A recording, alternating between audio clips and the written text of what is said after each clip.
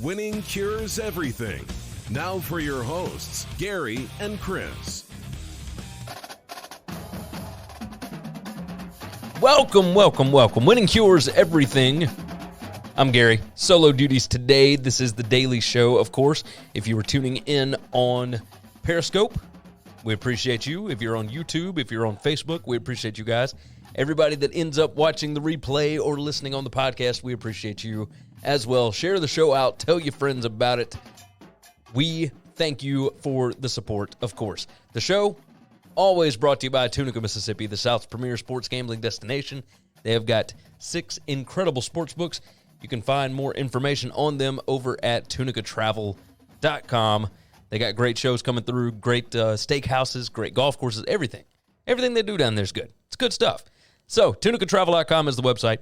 winningcureseverything.com is our website. All of our picks, previews, podcasts, videos, social media platforms, etc. We're on Facebook. We're on Twitter. You guys know the deal. We are everywhere, basically. So go check that out. Make sure that you hit subscribe. Make sure that you like whatever video you're watching. Or if you're listening to the podcast, hit subscribe there and leave a nice review. We would definitely appreciate that. Apple Podcast is part of their algorithm. It helps get us in front of more people. We appreciate it. So share the show out if you would so kindly. We've got a lot to discuss today. Let's go ahead and fire into it right now, as a matter of fact. I'm going to make the show a little bit shorter today because I'm staying late at the office to make sure I get this done. First things first, USC, open to leaving the Pac-12. Mike Bone, however you want to say it, former Cincinnati athletic director, but now USC athletic director, said in a meeting last night with the guy that does the Rivals USC site, told him everything is on the table. That's an actual quote. As far as leaving the Pac-12 once the media agreement is up. You know, Texas has got the Longhorn Network. Notre Dame is independent. BYU is independent. Those are the types of programs that can operate by themselves as an independent. USC technically could run, now obviously the football program not doing so well, and you'd have to figure out what to do with the rest of the athletic programs, right? Basketball in the Pac-12, you know, pretty good. Andy Enfield doing good things there. They're not great, but, you know, they'll probably make the NCAA tournament this year, I would believe. They are a regular in the NCAA tournament.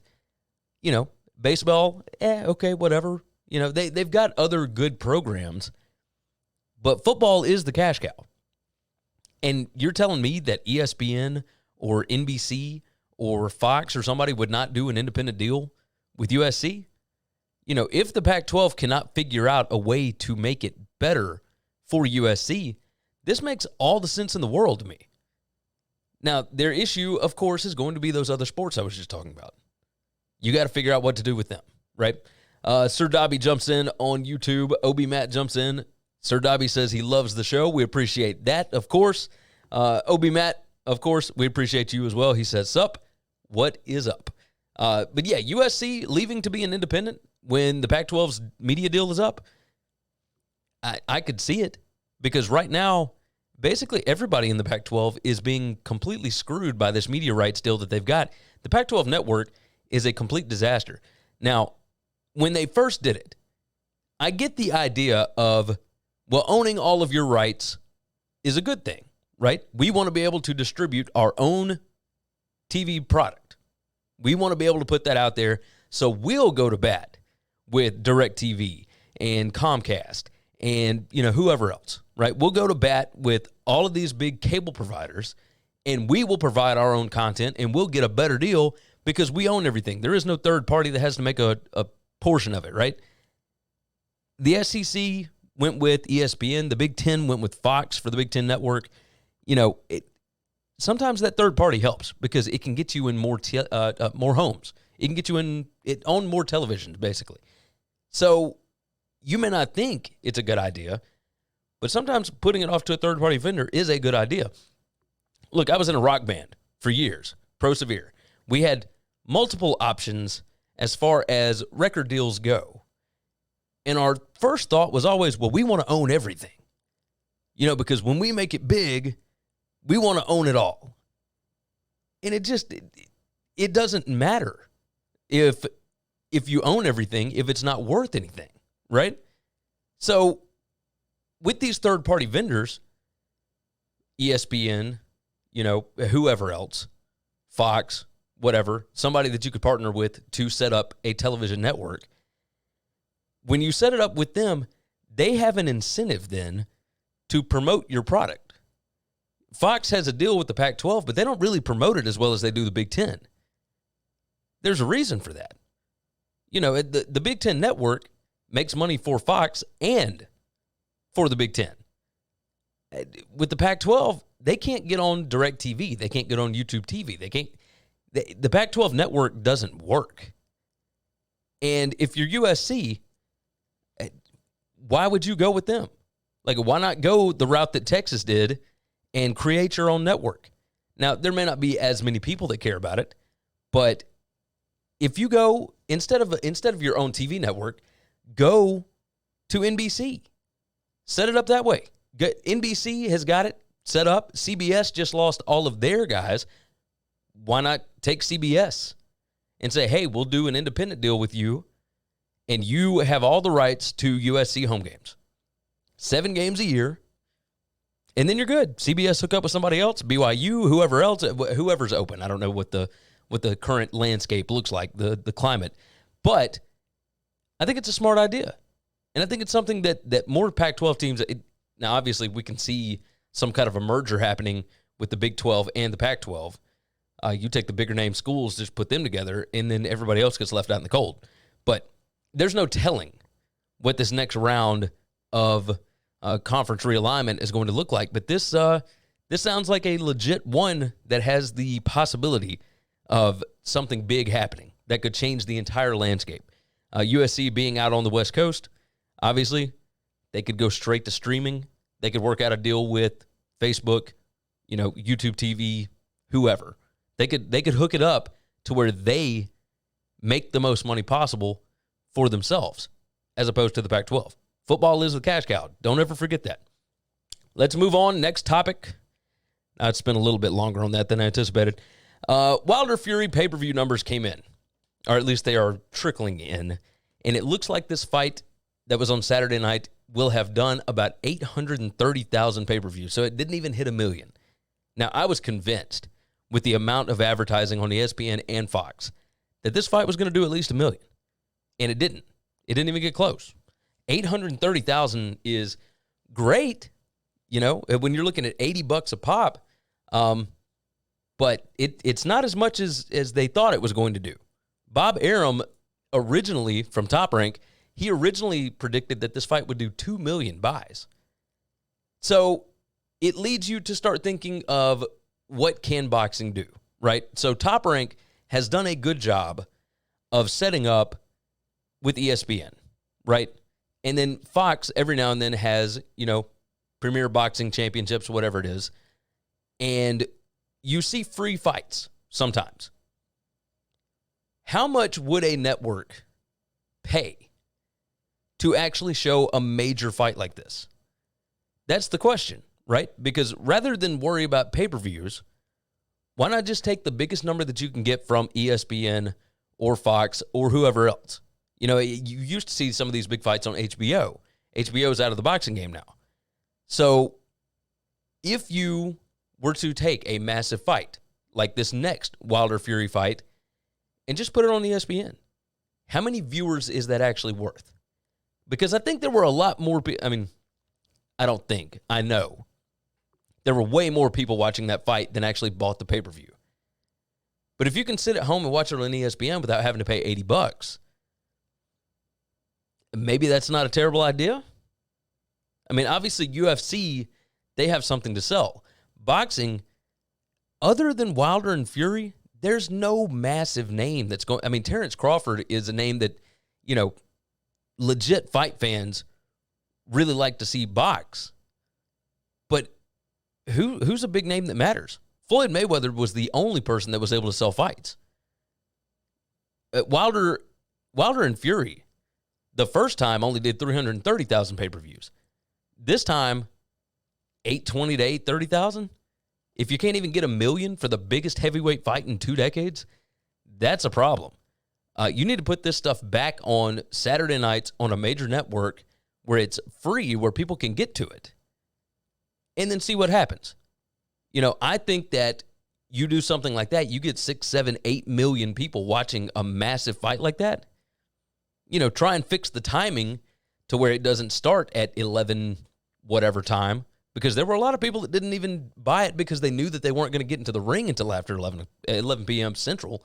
So on the East Coast, they didn't get into the ring until after midnight. UFC has already built something. Boxing is still needing to build. So I think that would be my next step is, okay, how do we make this bigger? We actually give the fans these fighters on their way up and help build a little more, and that way you can capitalize on it. I think that's the smartest way to go about it, because right now, that ain't working. What they're doing right now is not working. They did make a lot of money off this fight, but it was not nearly what they anticipated. Let's move on. Next topic here. Jordan Peele is redoing Candyman. And I only bring this up because I saw it and I thought, man, I know that they did a sequel to it back in the 90s, mid-90s, whatever it was. Sequel, obviously not as good, but a remake of the original could be interesting. I remember watching this when I was, young, not even a teenager yet, I don't think. And we were terrified of this movie. And the premise is, it's a typical horror movie. And I'm not a horror movie guy. I never have been. I'm not going to go see this in theaters. But I will absolutely watch it when it comes out on Netflix, whatever, because I'm not going to go in a theater and look like a little bee. Because I don't want to look like that, especially not with my wife and whoever else will be there. But yeah, I thought it was very interesting. They're remaking all of these old horror movies. It's tough to find something interesting. But what Jordan Peele has done with Us and then, Get Out and all these other movies, he had really good original ideas. I'm curious how well he's going to be able to translate Candyman in the way that he wants it. I don't believe that he is directing. I think he's the producer on this one. I could be mistaken. I'm not sure. But Candyman, yeah, I think this will be interesting. So I'm looking forward to seeing what he does with that. Let's move on. Next topic here. YouTube TV is dropping the Fox regional sports networks. And here is why that is a big deal. They said, and let me read the tweet first. We purchased rights from Sinclair to distribute content to you. Despite our best efforts, we've been unable to reach an agreement with Sinclair. As a result, we will no longer offer Fox regional sports networks, including Yes Network, which does the Yankees, beginning February 29th. Now, they also say, we do not take this decision lightly. This is a reflection of the rising cost of sports content. You may have noticed several other TV services have also decided to drop regional sports networks from their lineups. Here's the deal. There's not a lot of options for you to be able to go and get these regional sports networks. Now, obviously, Comcast and whatever, regular cable still has some of them, but these RSNs are beginning to cost so much money because nobody really wants to carry them, and nobody really wants to, Sinclair, I don't even think really cares about putting them out there. They think that they are worth more than they actually are. The truth is, there are factions of fans in certain regions that really give a crap about watching their team, right? So you've got a bunch of Braves fans, you've got a bunch of Cardinals fans, you got a bunch of Grizzlies fans, you got all of these different little specks, right? Truth be told, it is not a big enough number nationwide that people are going to care. And when Sinclair bought these networks from Disney, Disney bought them from Fox, tried to offload them, gave them to Sinclair for a ridiculous dollar amount. Now Sinclair is trying to get their money back, but they're trying to get it all back at once. You got to figure out a different method here. You're not going to be able to ask for a whole lot of money from these regional sports networks because the only thing that they have is games. You don't get very many viewers whatsoever for any of the behind-the-scenes stuff for the teams, for any of the studio shows because everybody's got ESPN. They'd rather see what's going on nationally or whatever. You don't have a ton of that. You've got specialized sports networks for the teams that that the biggest number of people care about, right? SEC Network, ACC Network, Big Ten Network. As far as NBA and whatever else, there's 82 games in the NBA. There's 160 baseball games. Or 162, excuse me. There's all these games. And it's not like they're showing every single one of them. They're showing the majority of the games. But how many people watch every single game of a baseball team? How many people watch every single game of an NBA team? It's a very minute percentage. That's not enough to be able to sell an entire channel at more than $1. You know, you need to be asking 90 cents. You need to be at, something not too crazy because otherwise YouTube TV will say, all right, well, we don't want to go over $55 for somebody to have a subscription. So we're not going to go over that, and we'll give you 90 cents for each subscriber or whatever, but we ain't going over. Like, that's ridiculous. So Sinclair is going to have to figure out something because DirecTV dropped them, because YouTube TV dropped them, because there's way more people that have dropped these channels than are actually carrying them. So if you're looking for it, I don't know what to tell you right now. I don't know who's carrying it. I have YouTube TV. I'm not going to drop YouTube TV because of baseball or whatever. Like, I'll find a way to, I cannot talk today. I've had this trouble all day, by the way. I'm not going to drop this because of baseball or basketball because I don't watch the games enough. Like, I'll toss them on in the background, but they don't matter enough to me. I can go check Gamecast or whatever. Like, I'll check my phone to see what the score is. But I'm not fully invested enough in any team that is on one of these networks to care or change the way that I'm going about things. YouTube TV has the best interface of any of the streaming TV apps. And I'm not going to change for that. So that definitely sucks for, major fans. But if you really, really care, go get MLB TV or go get NBA TV, NBA League Pass, whatever it is. So right now, college basketball picks. Let's go on and move into that. And maybe I can get us out of here within 20 minutes of a show. Not too shabby. I have 3 picks today. I went 2-4 yesterday. Not great whatsoever. Had some things that I really felt good about that did not hit. So far on the week, 6-6-3, just dead even, about as even as you can get. I mean, I've only had 14 pushes all season. 3 of them have been this week. So that should tell you how this week has gone. Tonight, I've got rotation number 604, Drexel at UNC Wilmington. I've got UNC Wilmington +2. I think you have to buy half a point there. Just go on and get it up to just to be safe. I think UNC Wilmington probably wins the game at home. They're playing a little better, especially at home. Drexel, who knows what to make of this team, but they haven't played well lately. So I'm going to go with UNC Wilmington +2 at home. Number 615, Indiana at Purdue. Indiana's won 3 out of 4, covered 3 out of 4. Purdue lost 4 straight. Indiana is a 6-point dog here, and they got walloped at home by Purdue at just a month ago or so. I think that they are going to show up in this spot. Indiana has been playing insanely well lately. I think they could get this win. But if you're giving me 6 points, I'm all over that. Rotation 615, Indiana +6 there. 647, rotation number, South Dakota State +5 at North Dakota State. This is another one of those type of matchups, rivalry game. I'm looking for South Dakota State to maybe be able to win this game on the road. If not, I think they definitely keep it within the 5. So those are your 3. You can always find the picks, by the way, at winningcureseverything.com/gambling-picks. Or just winningcureseverything.com. Go to the gambling picks section. We make it as easy as possible on you.